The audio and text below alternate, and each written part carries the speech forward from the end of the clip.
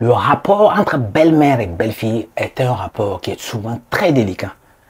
Et dans de nombreux cas, c'est un rapport avec beaucoup de difficultés. Cette belle-mère-là, elle vient de descendre, elle a déposé ses bagages sur son fils. Un fils que ça fait très longtemps qu'elle ne voyait pas. Donc elle est arrivée sur son fils. Il y a de cela 2 jours. Et déjà, entre elle et sa belle-fille, il y a des difficultés. Et le fils aussitôt est parti en voyage pour quelques jours. Car ça fait 2 ans de cela que le fils, il ne travaille pas. Il n'a pas de source de revenus. Mais la belle-mère n'est pas au courant de tout cela. Et quelques jours plus tard, elle a ramassé les affaires de sa belle-fille et elle a mis dehors. Elle ne veut pas voir de sa belle-fille. Elle dit que celle-là, son fils ne va pas la marier. Parce que c'est une qui est d'une autre ethnie. Bon, vous aussi. Ces histoires d'ethnie-là, encore à ce siècle, existent. Elle ne veut pas d'elle. Elle est contre sa belle-fille. Elle a mis dehors. La belle-fille a passé quelques jours dehors. Elle a passé une nuit dehors. La voilà qui revient vers la belle-mère, qui revient dans la maison qu'elle-même, elle est en train de payer, qu'elle a louée, pour demander pardon à sa belle-mère. Elle vient à genoux et lui demande pardon. La belle-mère ne veut rien entendre. Elle dit, niet, c'est pas possible. Tu dois partir et tu dois partir, c'est tout. Mais la situation est très difficile. La fille ne sait pas où aller. Elle n'a pas d'autre endroit où aller. Elle demande tout simplement à sa belle-mère de rester le temps que son fils revienne pour qu'on essaie d'éclaircir cette histoire. Parce qu'elle avait, justement, elle essayait de protéger son fiancé. Elle essayait de le protéger.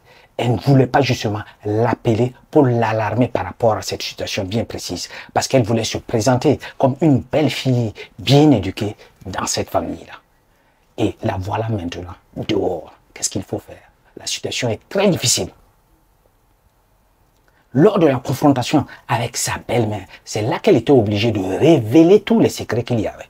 C'est là qu'elle lui dit, la maison dans laquelle tu m'as cherché là, c'est moi je suis en train de payer le loyer. Ça fait 2 ans que ton fils ne travaille pas.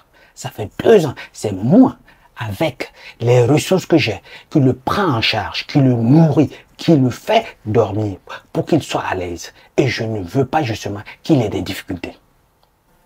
Mais toi, tu viens, tu me fous dehors comme ça, sans rien comprendre, sans savoir ce qu'il y a. Mais la belle-mère était choquée. Comme on dit toujours, quand tu arrives chez ton fils, tu as toujours l'impression que c'est lui qui détient toutes les rênes. C'est lui qui a l'argent et la fille est là sans rien du tout. Maintenant, elle est là.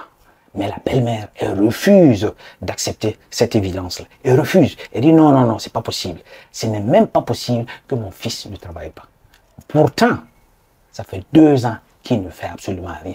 Et moi, justement, en tant que ta belle-fille, je suis en train de couvrir cette honte-là. Je suis en train de me débrouiller pour que aussi lui se batte de l'autre côté, là où il est parti, pour qu'il trouve un emploi, pour que nous continuions ensemble. Parce que toi-même, en tant que belle-mère, ça fait combien d'années que tu as disparu de la vie de ton fils? Ça fait combien d'années? Tu es parti avec un autre homme. Tu as laissé son papa et tu es parti avec un autre homme. Maintenant, tu retournes et tu veux imposer ta loi chez nous. Ah, ça, c'est une situation très difficile et très délicate. Hein? Mais la belle-fille, selon vous, qu'est-ce qu'elle doit faire? Elle doit aussi tout appeler son fiancé pour lui exposer tout ce qu'il y a. Ou, tout simplement, elle doit chasser sa belle-mère de la maison dans laquelle elle est en train de payer le loyer. À votre avis, qu'est-ce qu'elle doit faire? Commentez. Et à la prochaine.